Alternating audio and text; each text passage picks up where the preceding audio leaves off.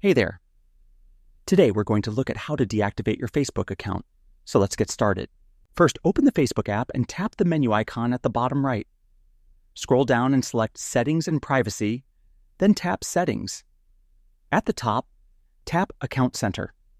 Inside the Account Center, scroll down and tap on Personal Details. Next, select Account Ownership and Control. Tap on Deactivation or Deletion.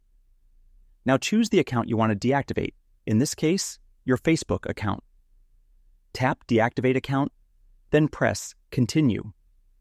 If you have any pages linked to your account, those pages will also be deactivated, so keep that in mind.